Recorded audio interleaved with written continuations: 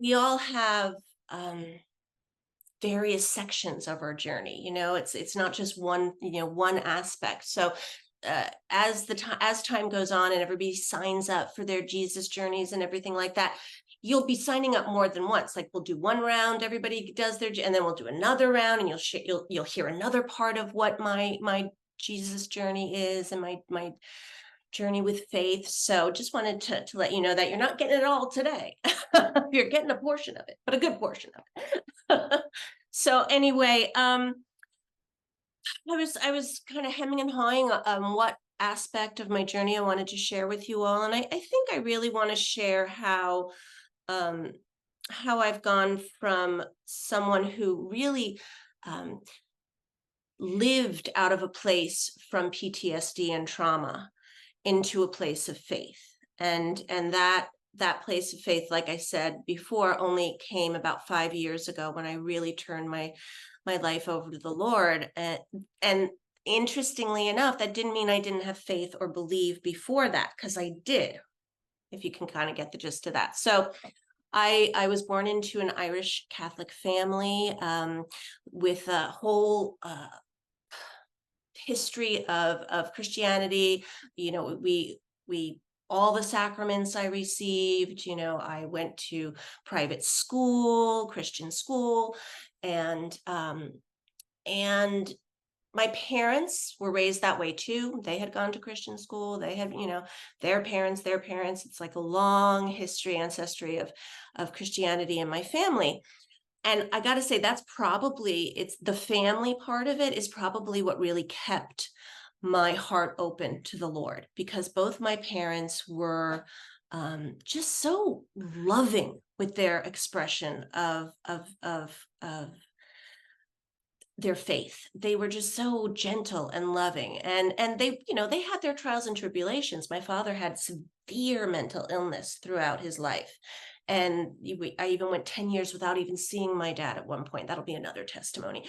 But and because of how severe his mental illness was. But he was a gentle soul and a gentle man, and he loved God and he loved the word, and he had a very strong faith, which is what I believe got him out of that illness. And we had a good last 20 years of his life with him, which was amazing. But again, that's another part of my testimony. But so they were definitely encouraging, and just instilled love when it came to prayer. My mom had this habit of lighting candles for people when they were sick. She'd always be like, "Oh, something's happening," or "You have a big test," or like, "I'm going to light a candle and pray. I'll light a candle and pray." Like, we always knew mom was going to go light a candle and pray, and it just felt so good, because you knew it was like wholehearted. She was there in the church on her knees lighting the candle. Um, so that was wonderful for me in my childhood. But unfortunately, which I shared last week a little bit about, the community that I was raised in and the particular parish and school that was associated with it that I was raised in, ugh, I hope I don't cry, wasn't positive. It wasn't kind, it wasn't gentle. And I mean, that's not to say there weren't, like, I spent over 8 years of my life associated with that particular parish, then went on to another school, private school, but I was still associated to that parish. And there were, the Fleckers, people in and out, that the few people I can remember, teachers, and some nuns and some priests, that I was like, wow, yeah, they were great. But the majority of my experience there was horrible. And I it takes a lot for me to say that, because it wasn't just horrible, it was traumatizing, and it changed the way in which, as a child, I viewed the world. Because as children, our parents are our guides, and so are the leaders in our communities and our teachers, and the people are, any pastors or priests, that they are, we look towards them as children. Those are the people that we look towards most. And due to the fact that my father was sick, although I looked towards him, I couldn't, it was always about taking care of my dad, right? That was the theme of my family. So I really could have used a community that was strong, and I just didn't have it. Instead, I had a very judgmental community. My parents got divorced throughout this time when he was ill, and there was a ton of judgment about that. Just judgment that my mom was a working mom. Lots and lots of judgment from the community, and we had abuse. We had abuse within our church, and we had a particular children's priest who abused a lot of us, myself included. He was our children's priest. He gave us all the sacraments. He was also our Girl Scout priest. I was in Girl Scouts. I was in Brownies. So it was years of trauma to my community that happened, and years of trauma for myself. So it just created this wall with me and my faith. It was almost as if my mom and my dad were my only representations of God. And, they didn't sit there and read the Bible. I mean, they read the Bible to themselves, but they weren't sitting there reading the Bible to me. They weren't sitting there. They thought, we've got her in school. We've got her at this, she's learning it all there. And really what I was learning was just to be afraid, to be so frightened to the core of my being when I was around these leaders in my community, when I was around, and it was more than one. It was more than just this particular priest, Father Otera. It was more than just him within our parish, but he was the main person that was doing the abuse. But there were several others. So I was in a state of PTSD from a very young age, and it was all about survival mode. It wasn't about thrive mode. It was all about, like, how can I stop these feelings? How can I stop the pain, stop the fear? So as soon as I became old enough, which was 12, I started drinking to stop all of that. I started doing drugs. I became promiscuous at 13. I I just did everything I could to escape from that pain. And interestingly enough, and I was living some rough life out there for a while, through high school, after high school, I was in the modeling world in New York. You can only imagine what I was surrounded with there, as far as a dark world. And especially during that time, I wanted to mention this. One of the other things I absolutely know formed my wall, my fear, my trauma, was the time in which I was raised too. In the 70s and in the 80s, you just didn't talk about anything. It was like, if you look good on the outside, there was a saying I remember, don't air your dirty laundry and all that kind of stuff. It was all like, so it wasn't even a time where, you had information at your fingertips. Like, people didn't share about the abuses. People didn't share about, the strange things going on at my parish and the ways in which they instilled fear instead of faith in us, all that kind of stuff. It was just like, oh no, they're the leaders. You listen to them. You be quiet. You just sit there. You dress nicely. You mind your P's and Q's, and that's it.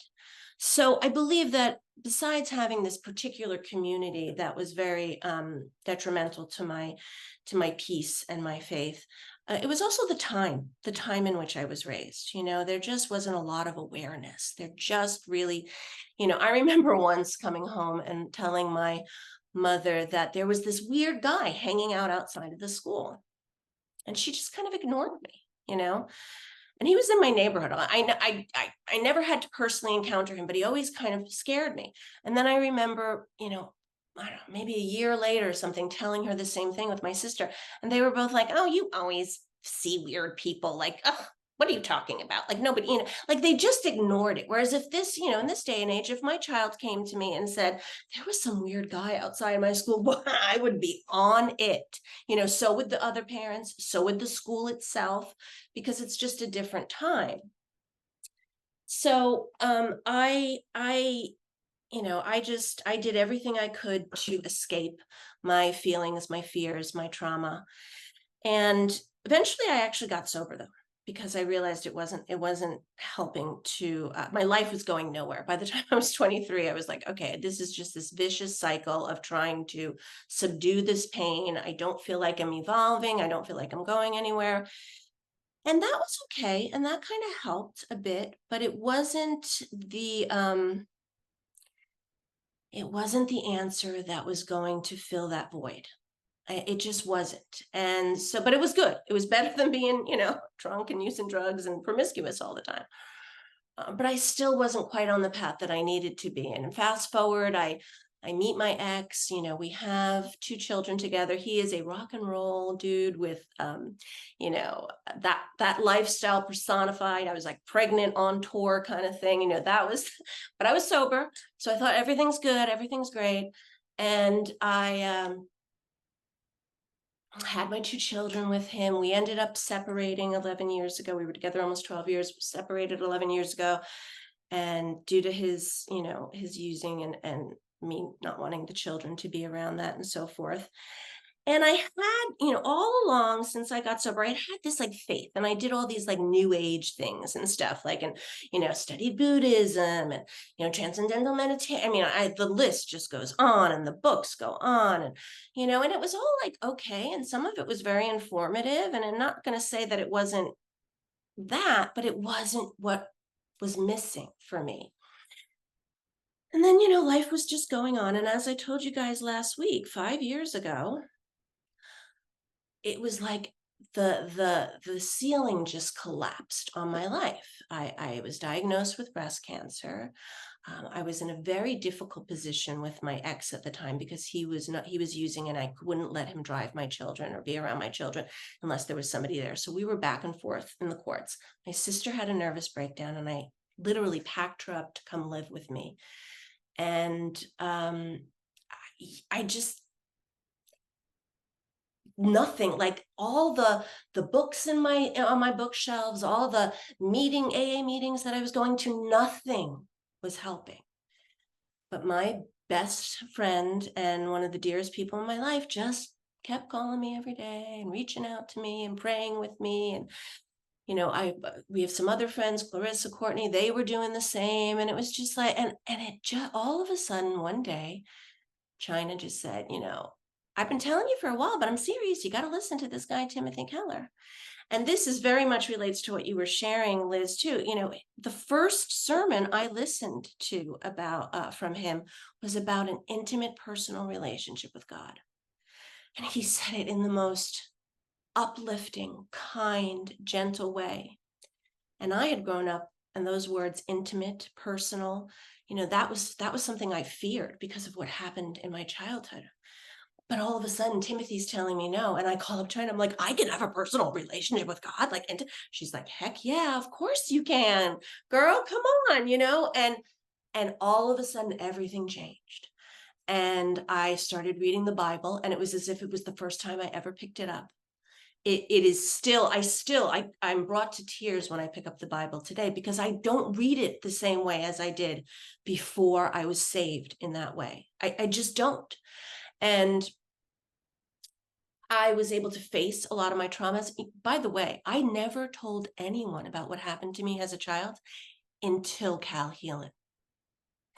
It was in my first testimony with the group, the initial group that started, that I ever told anybody. I mean, besides like 1 or 2 friends that I had recently told. So my life has changed leaps and bounds since I have been on this path with Christ. I have hope like I've never had for me personally. I had hope for my children. I had hope for you. I had hope for everybody else, just not me. I'm different. I'm damaged. No more. Jesus died on the cross for me. I am amazing. I am saved. It's like nothing I could have ever dreamed of. And being here, if you knew me 10 years ago, I would have been right. You know what I mean? And I am not just here, but I am soaking this up. This is everything to me, this group. So thank you for letting me share my testimony. And I love you all. I seriously do. I think we've got a really special group. So thank you so much.